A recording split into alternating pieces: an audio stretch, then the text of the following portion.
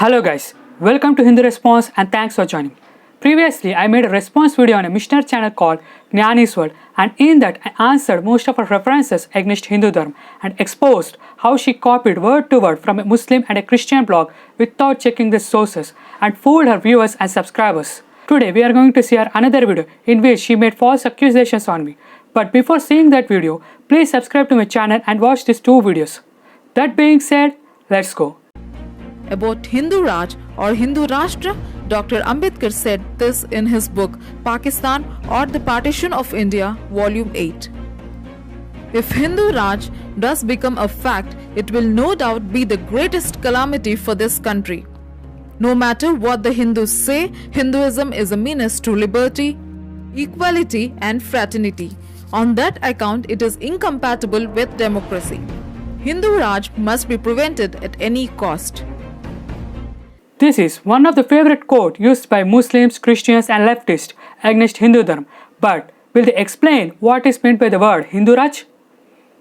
If you read Pakistan Partition of India, Hindu Raj according to Hindus mean the Muslim minority in India will have the right to be treated as equal citizens, enjoying equal protection and civic rights in proportion to their population. The Hindu majority will not encroach on the legitimate rights of any non-Hindu minority, but in no case can the Hindu majority resign its right, which as a majority it is entitled to exercise under any democratic and legitimate constitution.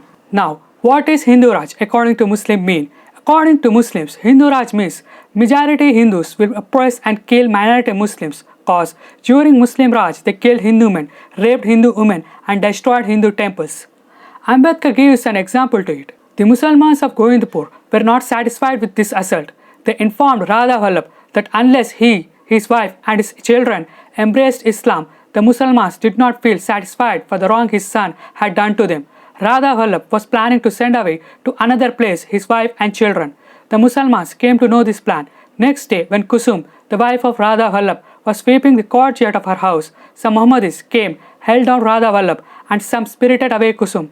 After having taken her to some distance, two Mohammedis by name Lakir and Maksar raped her and removed her ornaments. After some time, she came to her senses and ran towards her home. Her assailants again pursued her. She succeeded in reaching her home and locking herself in.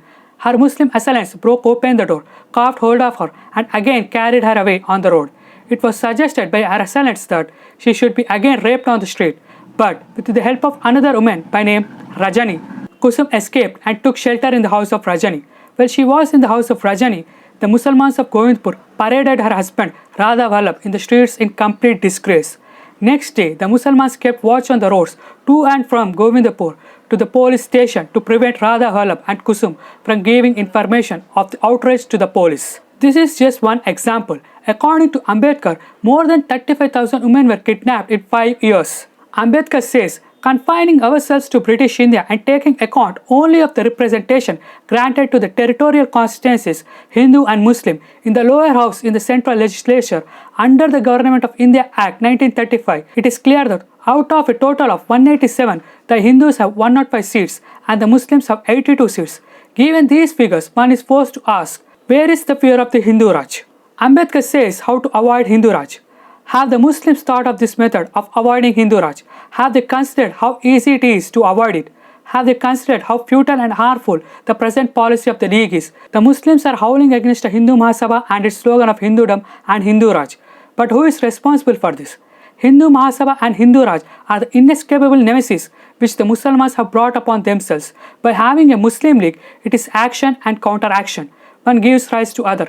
Not partition but the abolition of the Muslim League and the formation of a mixed party of Hindus and Muslims is the only effective way of burying the ghost of Hindu Raj. Whenever the topic of partition of India comes, people only talk about Muslims or Hindus, but no one talks about Christians. Why? The answer is Christians helped Muslims in dividing India to form Pakistan. It's true. Let me give you proofs. A Catholic priest from Lahore Archdiocese recently told Radio Pakistan listeners of the important role Christians played in the creation of Pakistan. Father Bernard said that just ahead of the partition, Christians in Punjab met with Jinnah several times to assure him of their support. Then in June 1947, the three Christian politicians in the United Punjab Assembly cast their votes with the Muslim League for Punjab to become part of Pakistan. Without them, Father Bernard pointed out, the Muslim League's 88 votes for inclusion in Pakistan would have been offset by the Hindu United Party's 88 votes for inclusion in India. Instead, the vote was 91 to 88. According to a book titled Masihi or Tariqi Pakistan, All India Christian Association assured unconditional and full cooperation to the founder of Pakistan. At that point in history, when Qadi Azam rejected the Nehru report and presented his 14 points formula, the Christians through All India Christian Conference, along with other minorities, rejected the Nehru report and expressing their disbelief in Hindu leadership and endorsed the 14 points presented by Qadi Azam.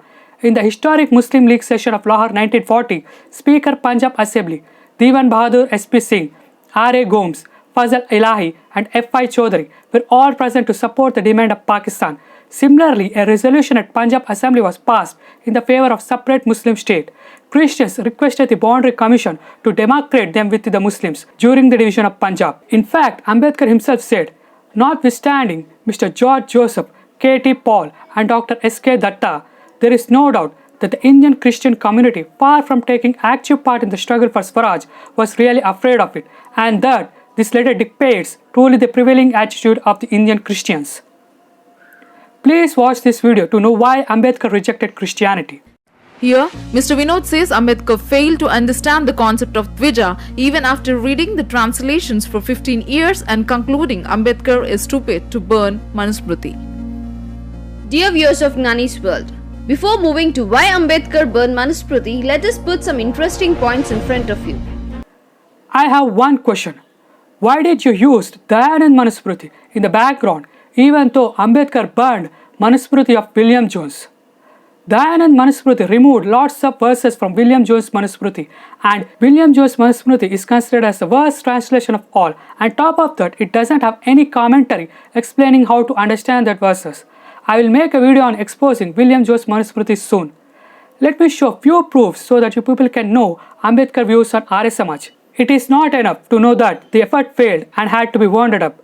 It is necessary to inquire why Swami Shraddhanand resigned and refused to serve on the proposed committee. There must be some good reason for it, for the Swami was the most enlightened Arya Samajist and very consistently believed in the removal of untouchability. The Swami was the greatest and the most sincere champion of the untouchables. There is not the slightest doubt that if he had worked on the committee, he would have produced a very big scheme.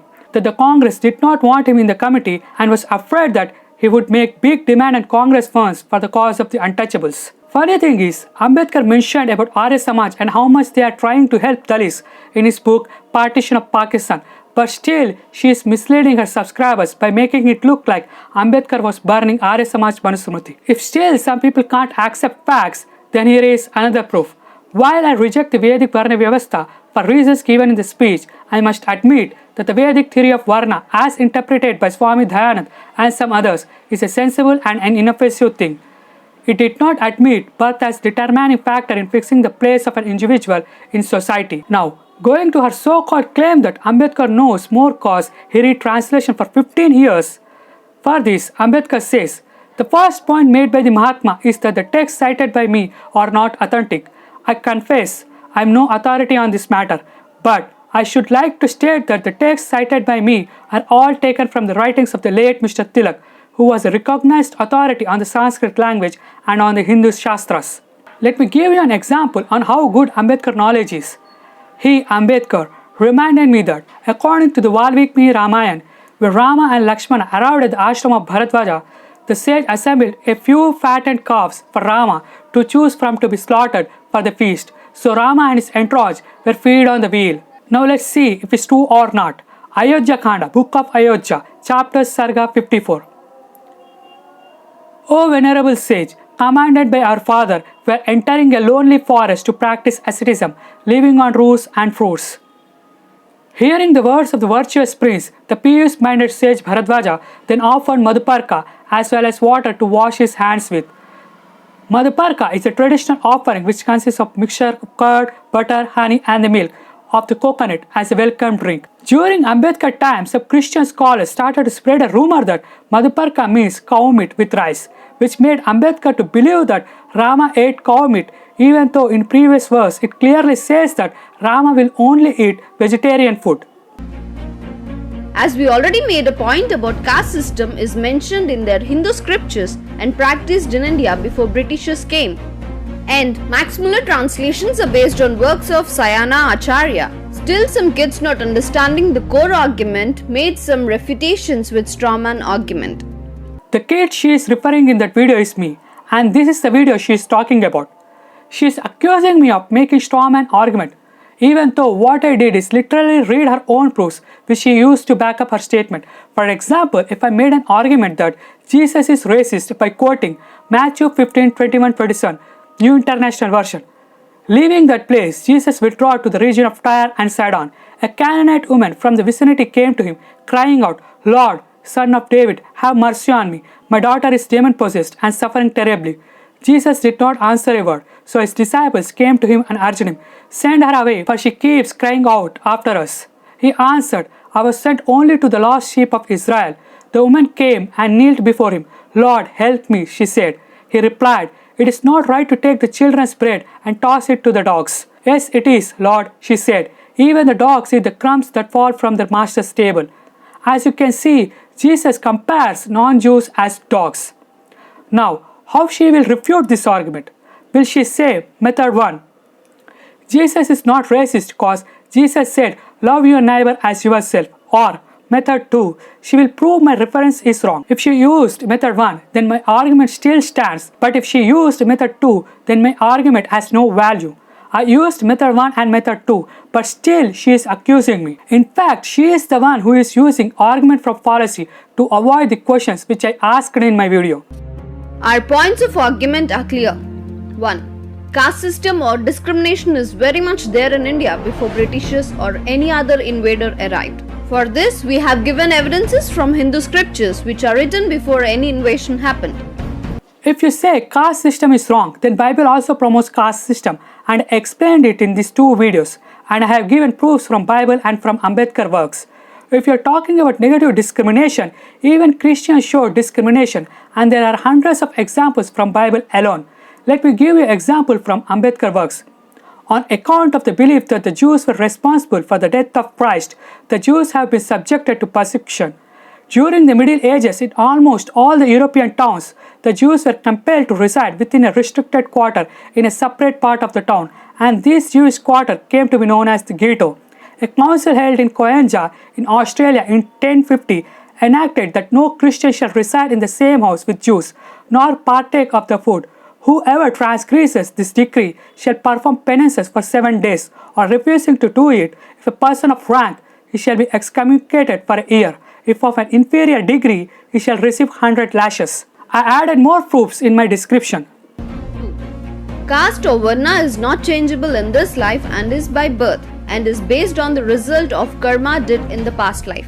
Caste and Varna are different. Caste denotes a community while Varna is of an individual. Varna and caste are two very different concepts. Varna is based on the principle of each according to his worth, while caste is based on the principle of each according to his birth. The two are as distinct as chalk is from cheese. In fact, there is an antithesis between the two. If the Mahatma believes as he does in everyone following or her ancestral calling, then most certainly he is advocating the caste system, and that in calling it the Varna system is not only guilty of terminological inexactitude, but he is causing confusion, worse, confounded. I have given proofs of Varna change, but still she is denying it. Let me give you another proof.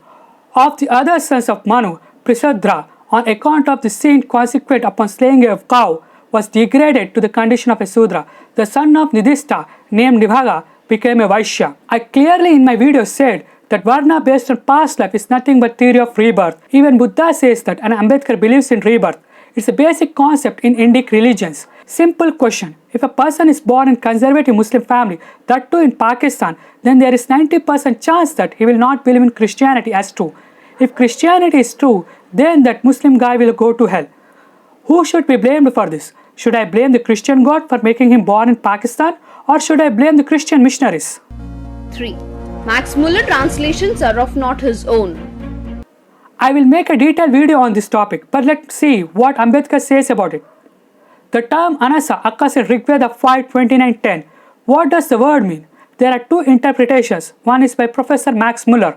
The other is by Sayanacharya. According to Professor Max Muller, it means one without nose or one with a flat nose, and has as such been relied upon as a piece of evidence in support of the view that the Aryans were a separate race from the Dasyus.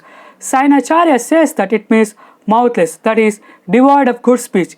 The difference of meaning is due to difference in the correct reading of the word. Anasa, Sayanacharya read it as an-asa, while Professor Max Muller read it as a-nasa. As you can see how a single change of word by Max Muller has led to fake Aryan invasion theory. 4. Dvija means second born, is only by Upanayana ceremony and is available for only 3 Varnas, and Shudra is excluded from this. First of all, Upanayana is given so that a teacher takes the responsibility of student. Upanayana allows the student to read and learn Vedas or education from teacher. I have given example from Shrishta Samhita in which a Sudra gets Upanayana to study Ayurveda. According to Al-Biruni, an Arabic traveler, the Sudra is like a servant to the Brahman, taking care of his affairs and serving him. If, though being poor in the extreme, he still desires not to be without a Yagnopavid, Upanayan, he grades himself only with the Lelin one. Every action which is considered as a privilege of a Brahman, such as saying prayers, the recitation of the Veda, and offering sacrifices to the fire, is forbidden to him, to such a degree that when a Sudra or a Vaishya is proved to have recited the Veda, he is accused by the Brahmins before the ruler, and the latter will order his tongue to be cut off. However, the meditation on God, works of piety, and almsgiving are not forbidden to him. A person is called as Brahmana or a Kshatriya or a Vaishya or a Sudra based on his character, and I have given lots of examples in my earlier video. A Brahmana who reads Vedas should beg house to house for food as per Al-Biruni. Please watch this video to understand it more correctly with proofs. Dear viewers of Gnani's World, instead of refuting our core arguments, one kid in his refutation video said we have taken from Muslim blog who support Pakistan and Christian blogs whom Ambedkar rejected. I literally showed in my video that you copied word to word from Muslim blog and your data is wrong and outdated. You should apologize to your subscribers for cheating them and for showing them fake data. In fact, even this video of yours is word to word copied from these 2 sites. It's no wrong to copy from sites, but you are just blindly copy pasting them word to word without checking the information in those sites whether they are true or not. On top of that, you didn't even give credit or mention those site links in your video description. It is straight out stealing. So the content has no validity and made strawman argument to prove us wrong. And the one who watched his video commented like this. He bursted your video and exposed you. Considering him as an immature, we neglect. But first, everyone should have knowledge of strawman argument. For that, we are playing a small video clip for better understanding. I never said just because you copied word to word from blogs, your video is invalid. If that's what I thought, I wouldn't have made 4 videos on caste system while wasting 1 month of my time. I only said do proper research and present facts in your video instead of fooling your viewers with fake propaganda. There is still time. Apologize your viewers and subscribers for spreading wrong information within 3 days. If you don't, then I will again expose you, and this time I will use those books as my references which Christianity tried to hide from the world. And this is it, guys. If she didn't apologize to her viewers and subscribers, then in my next video, I will expose her lies on RSS, Shankaracharya of Govardhan Math, and on democracy, which she thinks that created based on biblical values. By the way, please watch this video on why Ambedkar burned Manusmriti to know the clear facts. If you loved my content, then please like and share this video to your friends. Yours, Hindu Response.